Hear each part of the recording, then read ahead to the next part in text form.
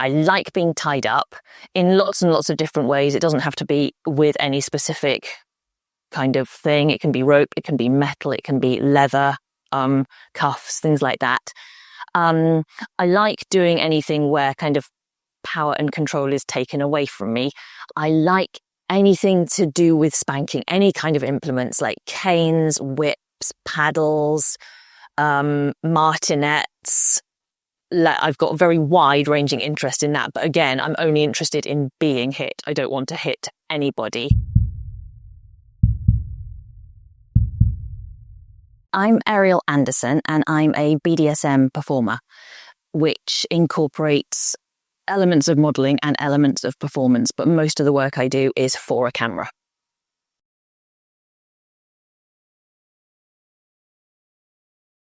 My parents were Jehovah's Witnesses, so they'd converted to that religion before I was born. So the Jehovah's Witnesses are a religious cult, and they're kind of Christian-based, so there is quite a lot that's in common with Christianity. But where they diverge from Christianity is they believe the world is about to end. So I was born in 1977, and while I was a child, they were predicting the end of the world by the early 1990s, which meant I didn't think I was going to become an adult because I thought Armageddon was going to come while I was still a child.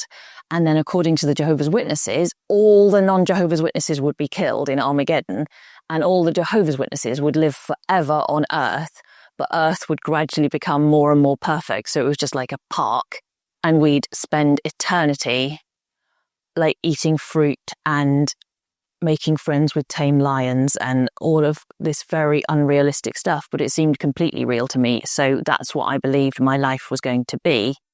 The only kind of challenge to that was that only good Jehovah's Witnesses made it into paradise after Armageddon, and I was always worried I might not be a good enough Jehovah's Witness to make it through Armageddon. So although I knew theoretically I was meant to be having this eternal, happy, perfect life, I was always frightened that I wouldn't be good enough to have actually earned that. And so I also spent my childhood thinking I was about to die in Armageddon.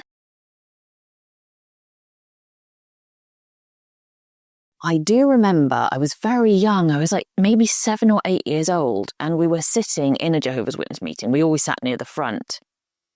And I was listening to the preacher at the front talking about how we were this tiny minority. There were so few Jehovah's Witnesses in the world, and we were God's chosen people, and everyone else was a sinner and was going to die. And I did think, it seems unrealistically good luck that I've been born into this tiny minority of people who are saved. It almost seems a bit unlikely. And I remember thinking it and then kind of shutting it down, because if I thought that way, I would question whether it was true or not. And that was very dangerous, because you'd be kicked out of the Jehovah's Witnesses. You weren't allowed to kind of question that kind of thing. And so that was the first time when my kind of inner self felt like it was struggling to really accept what we were being taught. I wish I had a story about leaving the cult that made me sound like the hero, like I'd got myself out, but I totally didn't. So I was 13 when we left, and the reason we left is because my sister had a secret Jehovah's Witness boyfriend, and in the Jehovah's Witnesses you're not allowed to date until you're 18 and over, and my sister was 15 and the Jehovah's Witness boy was 16. And his mum found out and told the leadership of the church once we left, and I suddenly didn't have to go to all these Jehovah's Witness meetings like every week. It was just amazing, because I cannot overstate how boring they were and how much of our time they took up. And suddenly I had time to play outside and go roller skating, and it was just fantastic. And I think I let go of my religion very slowly because it's scary. So I remember for a while we started going to a regular Christian church, but in my head I still believed that we weren't going to go to heaven. We were going to live on earth in paradise, because that's what I'd been taught, and letting go of that was frightening. And then, it took a few years, but then I did let go of that, and I let go of a bit more, and eventually I was 30 and I saw so many things I didn't like about being a Christian, specifically what I saw as prejudice against gay people, and sexism in terms of what women aren't allowed to do, and what I see as the kind of racism that, like, Christianity is meant to be the right religion. And so, but what if you grow up in a country where most people aren't Christians? It's obviously going to disadvantage you. And that just seemed, I just can't really believe in a God who would favour one nation over another. Anyway, so I thought one Christmas, maybe I'll just be an atheist for Christmas and see how it feels. And it felt great. So now I've been an atheist for 18 years, and I think I'm a lot happier that way. I'm making up my own rules for how I think I should live.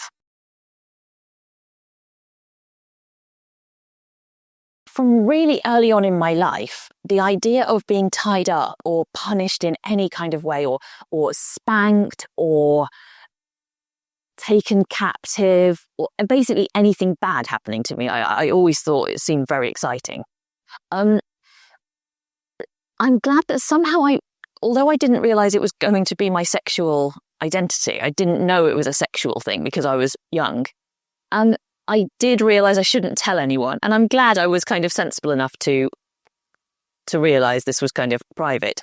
So I sometimes used to write stories that were quite, people got captured a lot.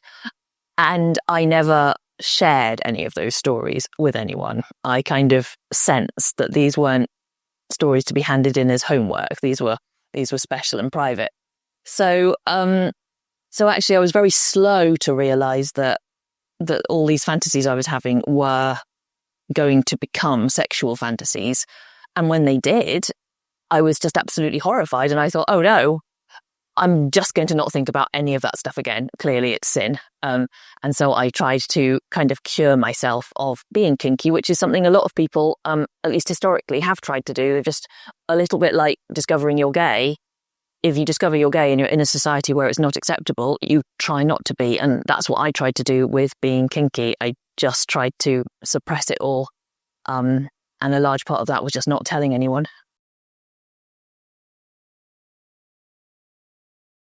I just started modelling. I was really new. I hadn't realised I'd be able to be a model, but this was 2003. The internet was completely booming. And people had started setting up model networking sites so you could put photographs of yourself online, and photographers would just book you. So for the first time, I think in history, you didn't need an agency. You could just do it. And so I had just literally that week started getting modelling jobs. And my second ever modelling job was with someone who, after the shoot, said he was going along to a gallery, like an exhibition. And he asked if I'd like to come, and I said yes, because he seemed like a really nice guy. I'd only had 2 hours of shooting with him, and we were getting on really well. So we went to this gallery, and he didn't know this, but it was all BDSM artwork. So it's not like he tried to trap me into this. We just went to a random exhibition. And so by the end of that evening, I'd met all these BDSM photographers and artists and sculptors. And so I started working with some of them, and I suddenly had this opportunity to explore all the things I'd always fantasized about doing, and to explore them in a relatively safe environment, because it was at photo shoots. So it wasn't like I was just going to random people's houses and letting them tie me up. These were people who'd tied up lots of models, and I could contact those models and ask if the experience was okay. This was publicly available work. So it was, I wouldn't say it was 100% safe, but it was certainly safer than, going on Tinder and saying I'd like to be tied up, which I guess is the other option I'd have if I was trying to explore kink now. So BDSM is an umbrella term that encompasses bondage, domination, submission, masochism, some other things. BD, domination, discipline, yes. So, big umbrella term that it incorporates a lot of activities that are basically about kind of power exchange. It's about one person taking control and the other person giving up control, and one person doing stuff to the other person. And I am a submissive, so I'm the one who wants stuff being done to me. I'm the one who wants to give up control.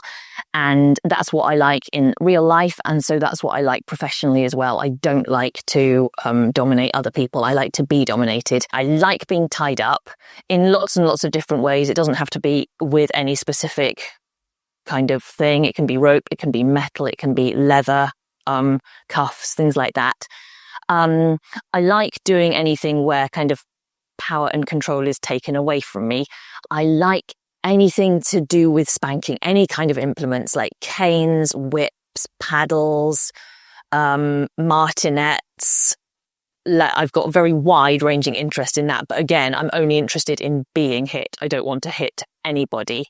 And I just like stuff where I'm kind of taking the role of being controlled. So some other things that kind of fit into that is maybe hypnosis play, stuff like that, where I'm either being hypnotized or pretending to be hypnotized. Sometimes pet play, like kind of pretending to be someone's pet. Breath play, kind of feeling like you're having your ability to breathe taken away from you, although this is really dangerous. So personally, I only like to kind of simulate that. I don't want to do it for real because it's just too risky, I think. And so there's a whole range of behaviours that kind of fit into that. And basically, I am interested in all of it as long as I get to be a submissive, but I'm interested in some stuff that I don't want to do on camera.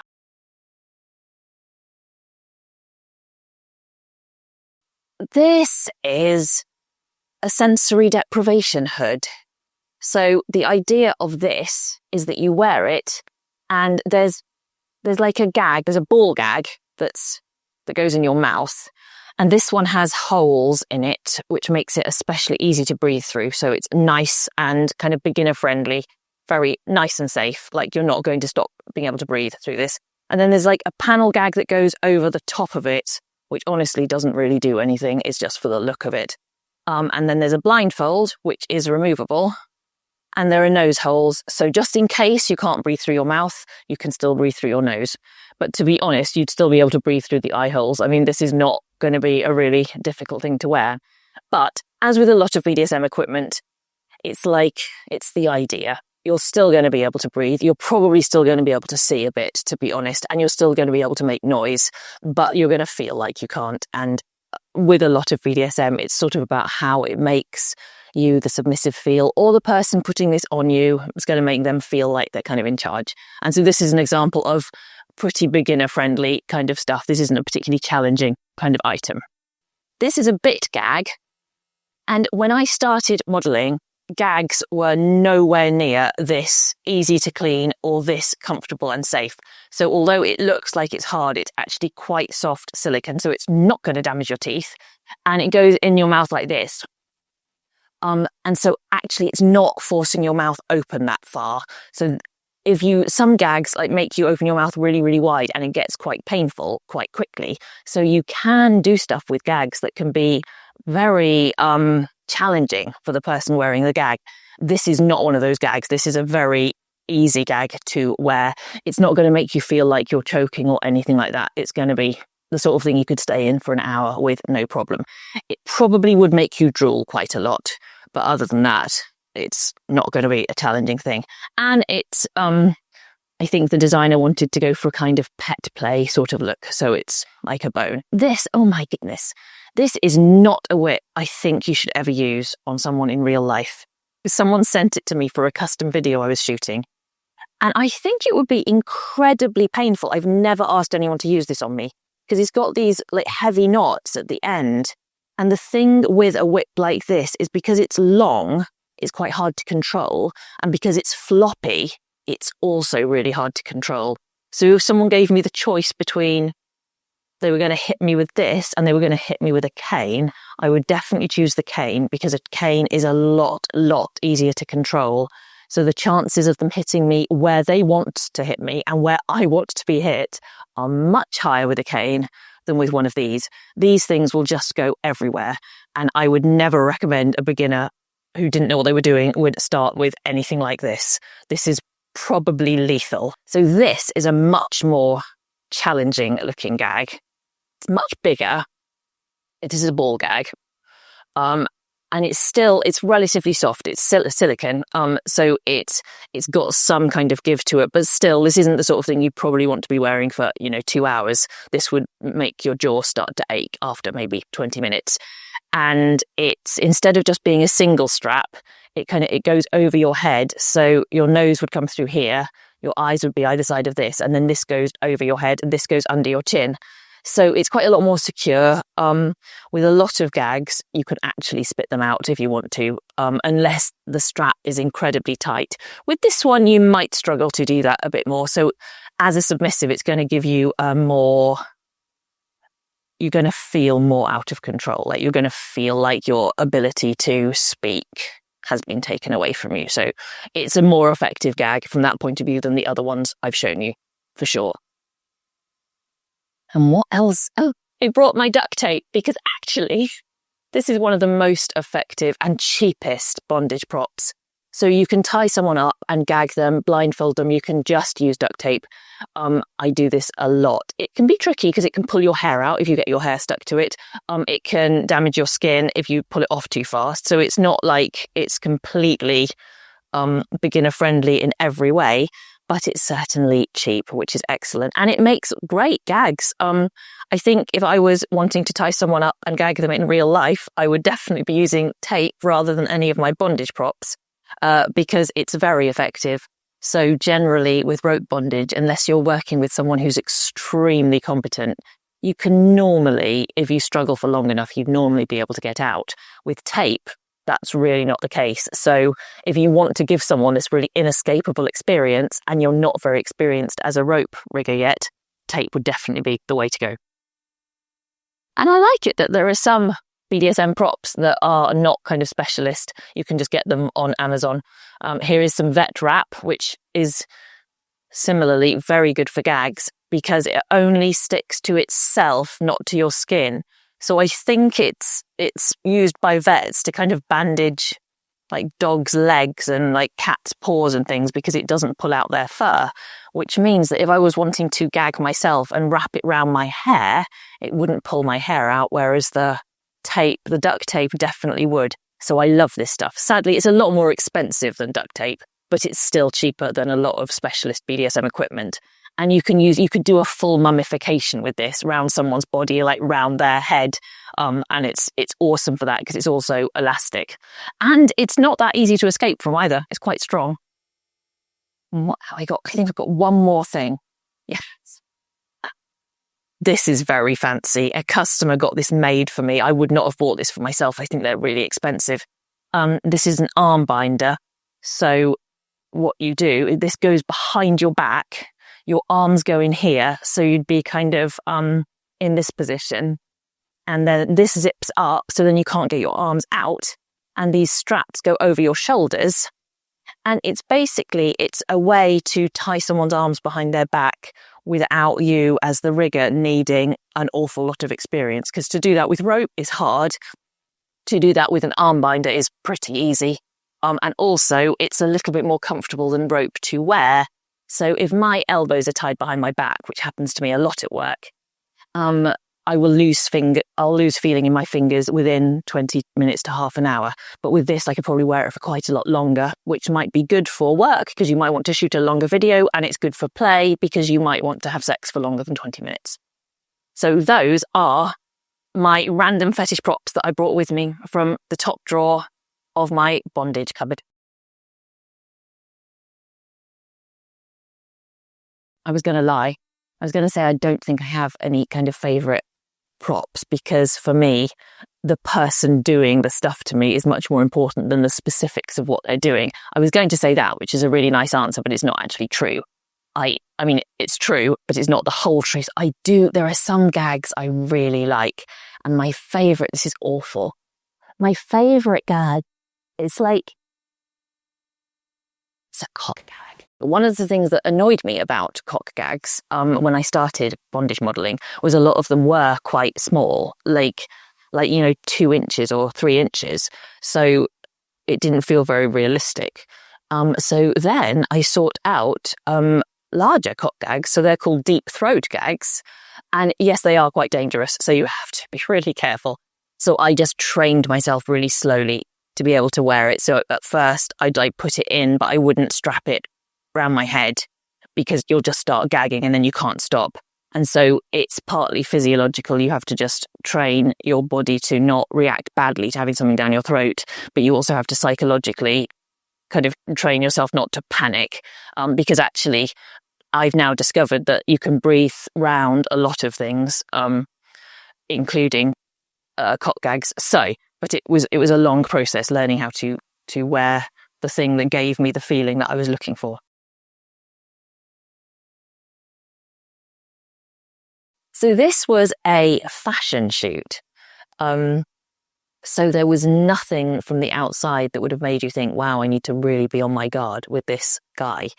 He shot beautiful work. So I knew a lot of models who worked with him, and he'd get your picture into newspapers and you'd be looking your absolute best. So everyone wanted to work with him because he made you look great. You'd get really nice publicity and coverage, and you were being paid as well, so it was fine. And so I worked with him for years. And now when I look back at all those shoots, I realized there was a kind of grooming process going on throughout over this multiple year period. Because the first or second time I worked with him, we were shooting stuff designed for publication, but he used to shoot for, it's called stock library stuff. So a library will buy in, for example, lots of pictures of women using the phone while driving. So then when someone writes a story about people using their mobiles while driving, they will buy one of these pictures from the stock library. So these libraries have millions of pictures covering every kind of eventuality. They'll have women eating healthy food and women eating not healthy food and women having an argument with their husband and like men driving fast cars, all of this. And so all of this is models being hired by photographers. So this is what we were doing. And he normally had a list of 10 or 20 things we had to shoot. And one of the things on the list was about PMT. So he wanted a picture of me sitting on the corner of a bed in underwear, looking like I was angry and in pain. And he said, oh, just for this one picture, I want there to be a man in the background of the shot because I want it to look like they're a couple. So would you mind if I put the camera on a timer and I'll just be in the background of the shot? And I thought, I guess normally you'd have a male model for that because it's a bit strange modeling with the photographer when you weren't expecting to do that. But okay, I mean, I can see why you wouldn't want to bring in a male model for just one shot. All right, so we did it. And actually it did get into a newspaper, so I felt like, oh yeah, it was completely legitimate. And then the next time I worked with him, he wanted to do another couple kind of story, but this time he wanted like us both to be in our underwear. And again, he would have been the other side of the bed, so I think it was meant to be about people having an argument first thing in the morning. And I thought, God, I really don't want, if I'm in my underwear, I don't want my employer to also be in his underwear. That feels a bit like you're asking more of me than is really appropriate. But again, it was only one picture out of, 500 we were doing in the day. And I thought, fair enough. All right. I mean, he's still wearing pants. And he took the picture and it did get published. And again, it felt legitimate. And all of this time, he was doing this with other models, but I didn't really realise. And so I worked with him a few more times. And looking back, I can see every time it was a little bit less appropriate than the time before. And then the final time I went back, normally at the beginning of the shoot, he'd show me, it's called a mood board. It's like the ideas for the shoot, basically, all on a big piece of paper or printed out. And this time, so normally it would be very varied. There'd be woman eating a salad, woman eating a cake, man driving a fast car. And this time it was all naked couples embracing. All of it. And I said, well, we can't do that because we've not got a male model. And he said, oh, well, I'm going to be the model because I know that you're happy posing nude with men. And I thought, well, I'm not like, one of the things about BDSM I do is I get naked sometimes, but the man's always fully clothed. But I thought, I guess because he knows I do like spanking, I guess he thinks it's the same. You know, me being spanked by a clothed man is the same as me being naked with a naked photographer. And it's not, because I consented to one of those things and I haven't consented to the other. So that you don't need another reason. But I kind of thought, oh, wow, he's really misunderstood what kind of work I do. How embarrassing for him. And so I said, well, like, okay, but you have to keep your underwear on. And he kind of acted like that was a really big problem. I should have just left. I just should have left. So I was just trapped, feeling like I had to do all these stupid pictures with him with a camera on a timer, like wearing his underpants, me being naked, him coming into the shot and like touching me. And he pulled this underwear down so I couldn't see his actual penis, but I could see all of his pubic hair. And then he wanted to like simulate sex with me, pictures. And he said he was going to he could just take it from angles so we wouldn't be able to see that he was wearing underwear. And I just felt like I'm in too deep. I don't know how to say at this point no, because I've already done stuff I didn't want to do. And this horrible feeling of just being trapped. And also we were shooting at his house and his wife wasn't there, but I knew she didn't let him shoot in the upstairs of the house because it was theirs, it was private. And he had said, oh yeah, we're just going to shoot these in the bedroom. So we were in like his bedroom, his and his wife's bedroom, and she had not consented to that. It was just a bit horrible. And so I just got through it.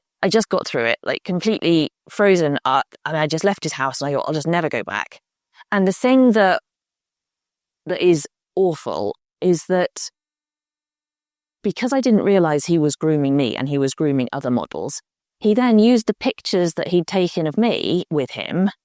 He photoshopped out his underwear, then used those pictures as a mood board to show to the next model who I knew. And he said, I want to do naked pictures with you, like he tried with me. And she said, I don't want to do that with you because she's a model and he's a photographer and she hadn't consented to it. And then he showed her pictures of me, apparently naked with him, and said, yeah, well, Ariel did it. And then she, because she respected me because I'd been a model for a long time and she was new, she thought, oh, if Ariel's done it, I have to do it. And so he used me to groom her. And it never occurred to me that by letting him treat me badly, I was letting him treat her badly. And I mean, so he made me complicit in abusing her. And that was 10 years ago. And that's when I realized I just have to get better at enforcing my boundaries, because I thought I was being polite. I thought I was being kind and polite to a man who hadn't understood that what he was asking was unacceptable. But what I was actually doing is I was helping him to abuse someone else. I mean, and I only know about her. I don't know how long he'd been doing this. So anyway, we all boycotted him. We all stopped working with him as like a sisterhood of models. We all shared our stories and none of us went back. And so in the end, he stopped being able to work with models, but it took a really long time. And he probably got a decade of doing this to women and no one challenging him on it, because we were all just trying to be professional and polite.